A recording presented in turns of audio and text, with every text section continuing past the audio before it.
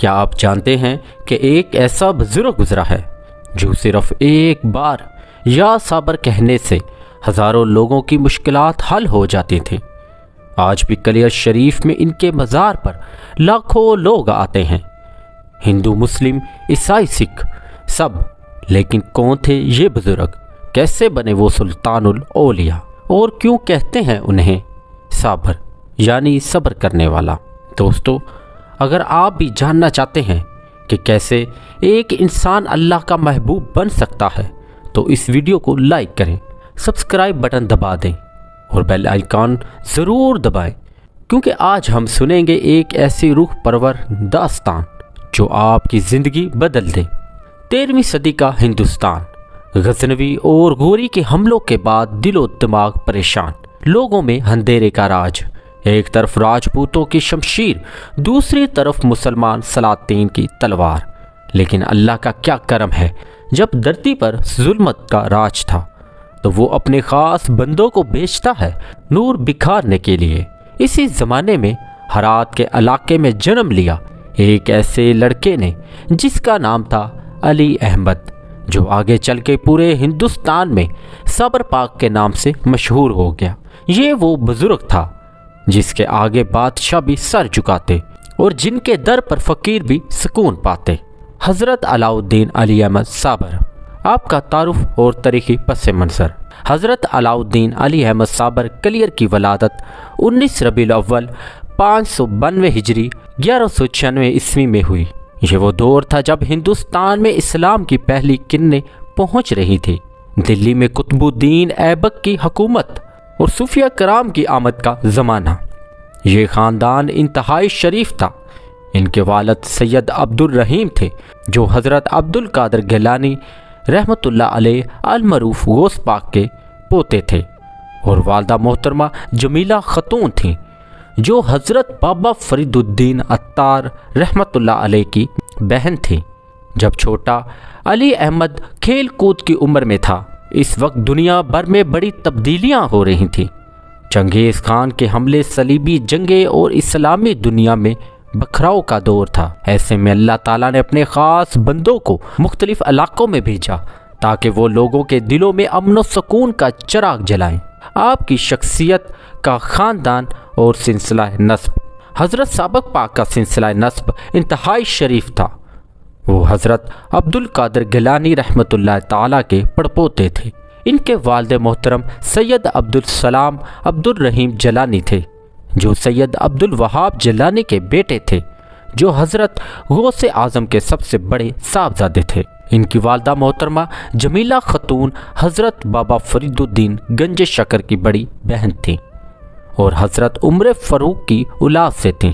یہ خاندان دونوں طرف سے انتہائی شریف اور متقی تھا۔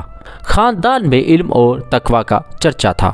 دادا، نانا اور دیگر بزرگ سب علماء اور صالحہ میں سے تھے۔ یہی وجہ تھی کہ چھوٹے علی احمد میں بچپن سے ہی دینی اور روحانی جذبات پیدا ہوئے۔ گھر میں نماز، تلاوت اور ذکر کا ماحول تھا جس نے ان کی شخصیت کو سنوارنے میں اہم کردار ادا کیا۔ آپ کی ولادت اور بچپن کے واقعات۔ 592 ہجری کی ایک مبارک رات 19 ربیع الاول کو ہرات کے علاقے میں ایک نورانی بچے کی آواز گونجی۔ آپ کی ولادت کے وقت کئی کرامات ظاہر ہوئیں۔ گھر میں خوشبو آئی اور والد نے خواب میں دیکھا کہ ایک نور ان کے گھر میں اتر آیا۔ بچپن ہی سے علی احمد دوسرے بچوں سے مختلف تھے۔ ان کی عمر کے بچے کھیل کود میں مشغول ہوتے، وہ تنہائی میں بیٹھ کر کچھ سوچتے رہتے۔ والدہ محترمہ کہتی تھیں کہ یہ بچہ کبھی بے وجہ نہیں روتا، اور جب ہنستا ہے تو ایسا لگتا ہے جیسے فرشتے مسکرا رہے ہوں۔ 1204 عیسوی جب ان کے والد کا انتقال ہوا تو ان کی والدہ انہیں لے کر پاک پتن حضرت بابا فرید رحمۃ اللہ تعالیٰ کے پاس آ گئیں۔ اس وقت علی احمد کی عمر صرف 8 سال تھی۔ آپ کی تعلیم و تربیت کا سفر۔ پاک پتن میں حضرت بابا فرید رحمۃ اللہ تعالیٰ نے علی احمد کو اپنا مرید بنایا اور ان کی تعلیم و تربیت کا خاص انتظام کیا۔ ابتدائی تعلیم میں قرآن مجید، حدیث، فقہ اور عربی گرامر شامل تھا۔ حیرت کی بات یہ تھی کہ وہ انتہائی تیزی سے سیکھتے تھے۔ جو سبق ایک بار سن لیتے وہ کبھی نہیں بھولتے۔ حضرت بابا فرید خود فرماتے تھے کہ علی احمد میں اللہ کا خاص فضل ہے۔ 10 سال کی عمر میں انہوں نے قرآن مجید حفظ کر لیا، لیکن یہ صرف زبانی حفظ نہیں تھا بلکہ وہ ہر آیت کے معنی اور مفہوم کو سمجھتے تھے۔ مقامی علماء بھی حیران تھے کہ اتنا چھوٹا بچہ کیسے اتنی گہری باتیں کرتا ہے۔ ان کے استاذہ اور علم کا ذخیرہ۔ حضرت صابر پاک کے بنیادی استاد ان کے ماموں حضرت بابا فرید الدین تھے۔ انہوں نے ان سے چشتی سلسلے کی تعلیمات حاصل کی اور روحانی تربیت پائی۔ حضرت بابا فرید نے علی احمد صابر کو خصوصی توجہ دی کیونکہ وہ جانتے تھے کہ یہ بچہ مستقبل میں بہت بڑا ولی بنے گا۔ وہ انہیں مختلف صوفی کتابیں پڑھاتے، ذکر اذکار کے طریقے سکھاتے اور مراقبے کی تربیت دیتے۔ پاک پتن کے علاوہ انہوں نے دیگر علماء سے بھی استفادہ کیا۔ بغداد، دمشق اور مکہ مکرمہ کے سفر کے دوران انہوں نے مختلف علماء اور صوفیہ سے علم حاصل کیا۔ ہر جگہ سے وہ نیا علم، نیا تجربہ اور نئی روحانی کیفیت لے کر آتے۔ حضرت بابا فرید کہا کرتے تھے کہ علی احمد میں علم کا بحر ہے۔ آپ کے وقت کے سماجی اور دینی حالات۔ 13ویں صدی کا زمانہ اسلامی دنیا کے لیے بہت مشکل تھا۔ ایک طرف صلیبی جنگیں اور دوسری طرف چنگیز خان کے حملے اور تیسری طرف اندرونی انتشار۔ مسلمان حکمران آپس میں لڑ رہے تھے اور عوام پریشان تھی۔ ہندوستان میں قطب الدین ایبک اور التمش کی حکومتیں تھیں، لیکن حالات مستحکم نہیں تھے۔ لوگوں کے دلوں میں خوف، بے چینی اور اضطراب تھا۔ دین کے نام پر لڑائیاں، مسلکی تعصبات اور علماء میں بحث و مباحثے عام تھے۔ ایسے حالات میں صوفیہ اکرام کا کردار بہت اہم تھا۔ وہ لوگوں کے دلوں میں محبت اور امن اور سکون کا پیغام لے کر آتے تھے۔ حضرت خواجہ معین الدین چشتی اجمیر میں، حضرت بابا فرید الدین گنج شکر پاک پتن میں اور دیگر بزرگ مختلف علاقوں میں خدمات سر انجام دے رہے تھے۔ آپ کے بچپن اور جوانی کی خاص صفات۔ علی احمد بچپن سے انتہائی صابر، حلیم اور متحمل مزاج تھے۔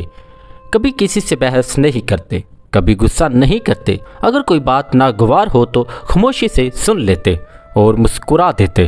یہی وجہ تھی کہ بعد میں انہیں صابر کے نام سے مشہور کیا گیا۔ رات کے وقت جب سب سو جاتے تو وہ تہجد کے لیے اٹھ جاتے۔ اتنی چھوٹی عمر میں ایسی پابندی دیکھ کر گھر والے حیران ہوتے۔ حضرت بابا فرید رحمۃ اللہ تعالیٰ کہتے، یہ بچہ اللہ کا خاص ہے۔ کھانے پینے میں بھی بہت سادہ تھے۔ مہنگے یا ذائقے دار کھانوں کی طرف توجہ نہیں تھی۔ جو کچھ لنگر میں بنتا وہی خوشی دلی سے کھا لیتے۔ کپڑوں کے معاملے میں بھی بہت سادہ پسند تھے۔ سب سے بڑی خصوصیت یہ تھی کہ وہ ہمیشہ لوگوں کی مدد کرنے کو تیار رہتے۔ اگر کوئی پڑوسی مشکل میں ہو تو فوراً پہنچ جاتے۔ غریبوں اور مسکینوں سے خاص شفقت تھی۔ آپ کے شروعاتی صوفیانہ اور روحانی اثرات۔ پاک پتن میں حضرت بابا فرید نے انہیں لنگر کا انچارج بھی بنایا۔ یہ بہت بڑی ذمہ داری تھی کیونکہ لنگر میں ہزاروں لوگ کھانا کھاتے، لیکن علی احمد نے اس کام کو بہت خوبصورتی سے سنبھالا۔ 15 سال کی عمر میں علی احمد کو پہلا کشف نصیب ہوا۔ ایک رات خواب میں انہوں نے نبی کریم صلی اللہ علیہ وآلہ وسلم کی زیارت کی۔ حضور صلی اللہ علیہ وآلہ وسلم نے ان سے فرمایا، علی احمد، تجھے ہندوستان میں لوگوں کی ہدایت کرنی ہے۔ اس خواب کے بعد ان کی زندگی میں مکمل انقلاب آ گیا۔ وہ اکثر مراقبے میں بیٹھتے اور کئی بار ایسا ہوتا کہ گھنٹوں کی حالت میں رہتے۔ اسی دوران ان کے چہرے پر ایک خاص نور نظر آتا۔ حضرت بابا فرید رحمۃ اللہ تعالیٰ نے دیکھا کہ یہ لڑکا اب تیار ہو گیا ہے۔ انہوں نے علی احمد کو خلافت عطا کی اور کہا، اب تمہیں اپنا کام شروع کرنا چاہیے۔ آپ کی عبادت اور کثرت ذکر۔ حضرت صابر پاک بچپن سے ہی عبادت گزار تھے۔ دن میں 5 نمازوں کے علاوہ کئی نوافل ادا کرتے۔ رات کو تہجد کے لیے اٹھتے، چاہے کتنی بھی سردی یا بارش ہو۔ ذکر اذکار میں ان کا خاص طریقہ تھا۔ وہ لا الہ الا اللہ کا ورد کثرت سے کرتے۔ کئی بار ایسا ہوتا کہ وہ ذکر میں اتنے مگن ہو جاتے کہ گھنٹوں کا احساس تک محسوس نہ ہوتا۔ روزے کا بھی خاص اہتمام کرتے۔ ماہ رمضان تو لازمی، اس کے علاوہ ہفتے میں 2-3 دن نفل روزے رکھتے، کبھی کبھی تو مسلسل 3 دن تک روزے رکھتے۔ اور صرف رات کو کھجور اور پانی سے افطار کرتے۔ قرآن مجید کی تلاوت ان کا روزانہ کا وظیفہ تھا۔ دن میں کم از کم 2 پارے ضرور پڑھتے اور ہر آیت پر غور و فکر کرتے۔ حضرت بابا فرید الدین رحمۃ اللہ علیہ کہتے تھے کہ علی احمد جب قرآن پڑھتے ہیں تو ایسا لگتا ہے جیسے آیات ان کے دل میں اتر رہی ہوں۔ آپ کی قربانیاں اور چیلنجز جو آپ کے سامنے آئیں۔ جوانی میں جب انہوں نے استقلال کا فیصلہ کیا تو سب سے بڑا چیلنج یہ تھا کہ حضرت بابا فرید الدین کی محبت میں رہتے ہوئے اپنا الگ راستہ بنانا تھا۔ حضرت بابا فرید الدین بھی پریشان تھے کیونکہ وہ انہیں اپنے بیٹے کی طرح پیار کرتے تھے، لیکن علی احمد نے صبر کا دامن نہیں چھوڑا۔ انہوں نے حضرت بابا فرید الدین سے کہا، حضور آپ کی خدمت میرے لیے اولین ذمہ داری ہے، لیکن اللہ کا کام بھی تو کرنا ہے۔ میں یہ وعدہ کرتا ہوں کہ آپ کی دعاؤں سے میں آپ کا نام روشن کروں گا۔ سفر کے دوران کئی مشکلات آئیں، کبھی کھانا نہیں ملتا، کبھی رہنے کی جگہ نہیں ملتی، کبھی ڈاکو آ جاتے، کبھی جنگلی جانور، لیکن ہر مصیبت میں وہ صرف یا اللہ کہتے اور مشکل حل ہو جاتی۔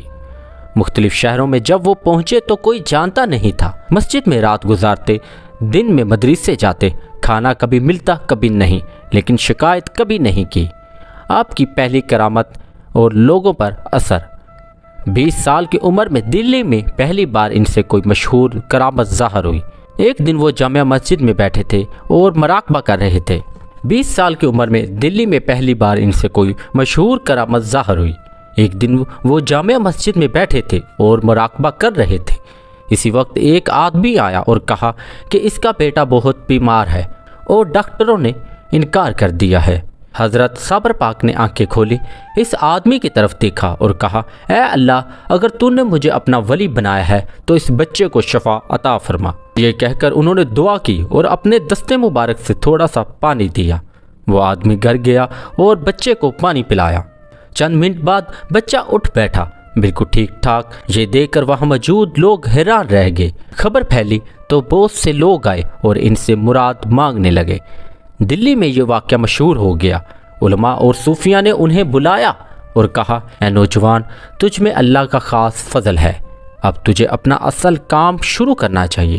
اس کے بعد لوگ انہیں صاحب کرامت کہنے لگے، لیکن وہ کبھی اپنی کرامت کا تذکرہ نہیں کرتے۔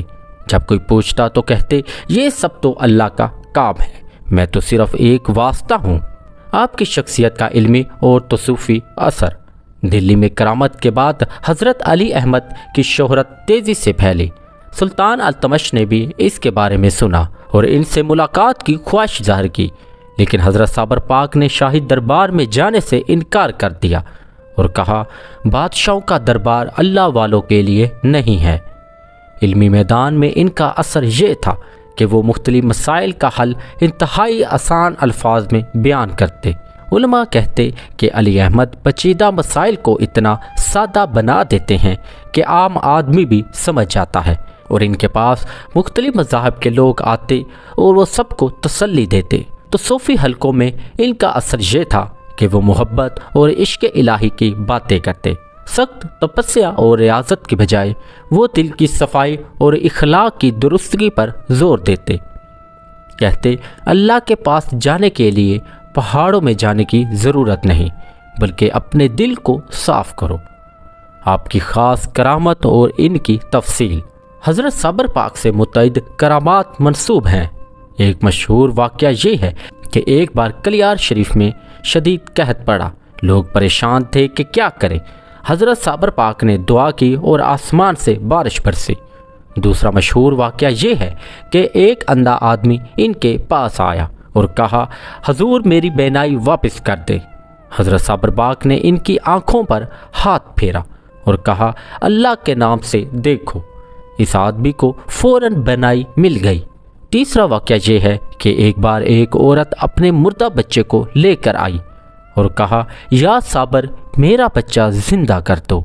حضرت صابر پاک نے اس بچے کو دیکھا، دعا کی اور بچہ زندہ ہو گیا۔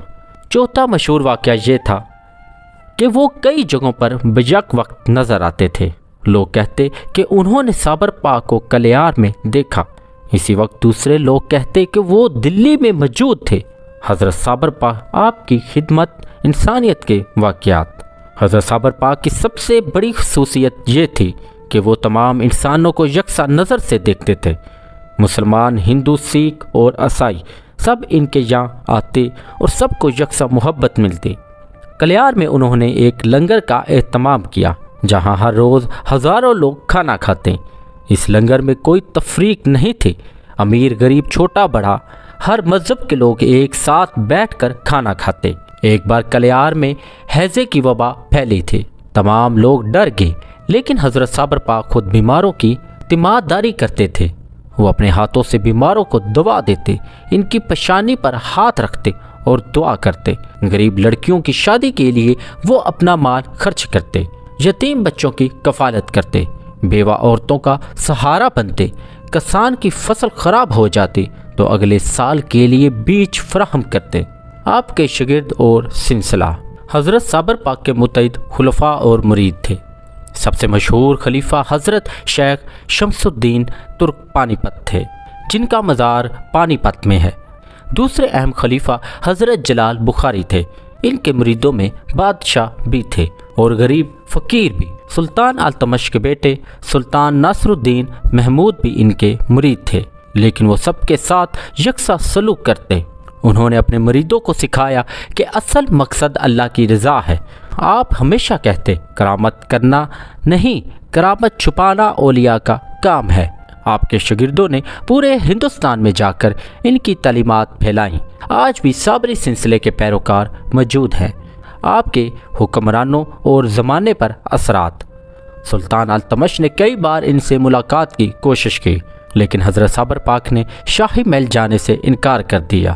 آخرکار سلطان خود کلیار آیا اور ان سے ملاقات کی۔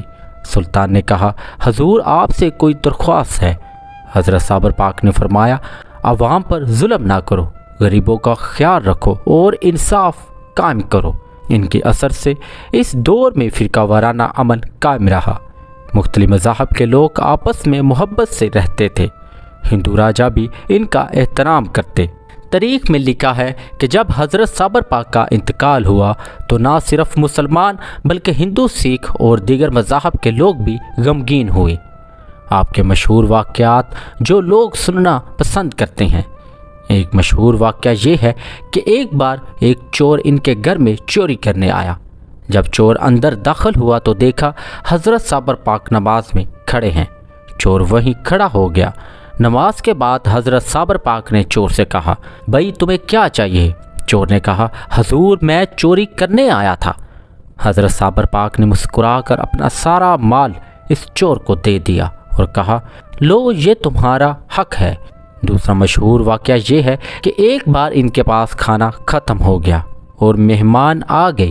انہوں نے دعا کی اور اچانک آسمان سے کھانا اتر آیا۔ تیسرا واقعہ یہ ہے کہ وہ پانی پر چل سکتے تھے۔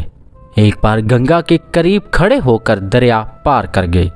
چوتھا واقعہ یہ ہے کہ جانور بھی ان کی بات سمجھتے تھے۔ ایک بار ایک شیر ان کے پاس آیا۔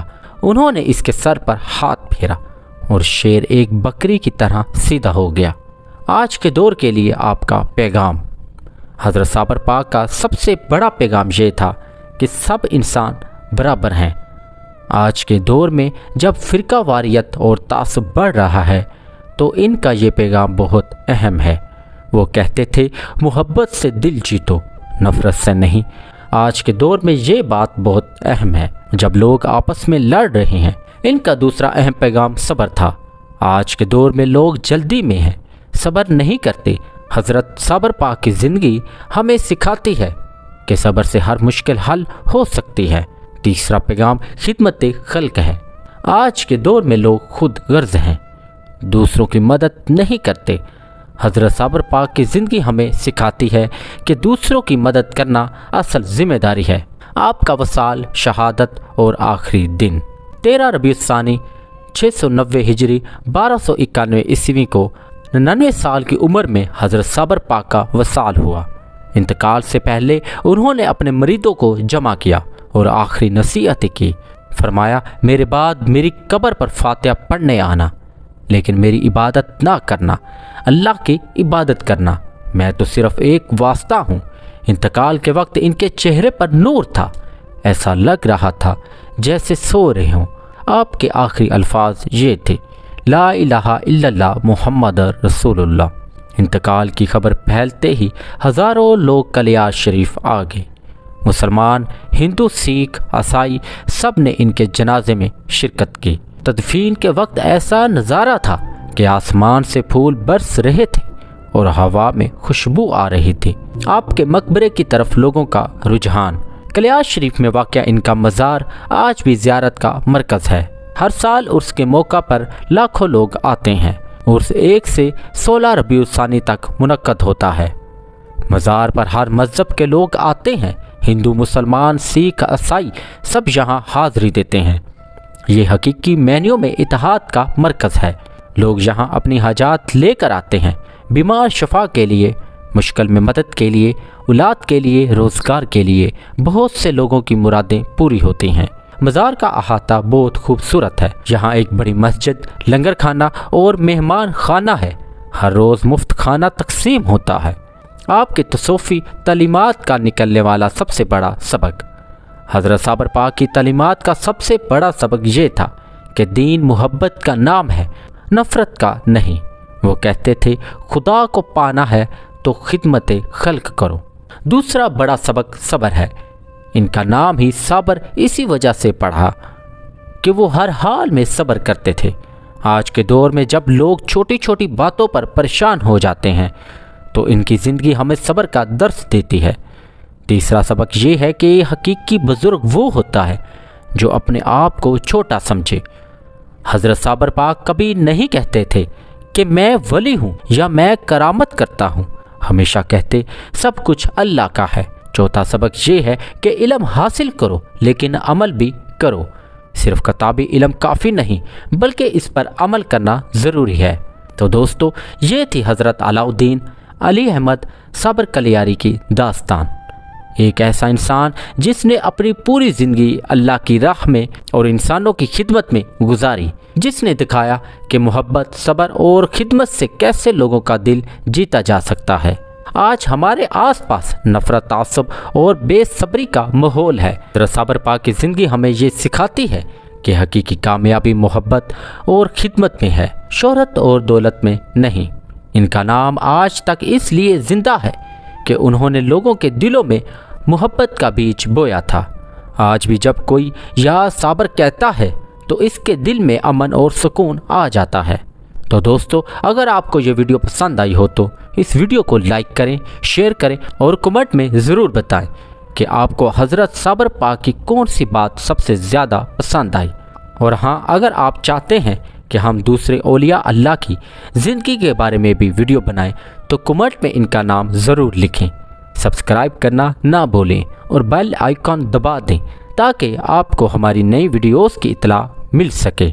अल्लाह हाफिज़। और याद रखें, या साबर कहने से दिल को सुकून मिलता है।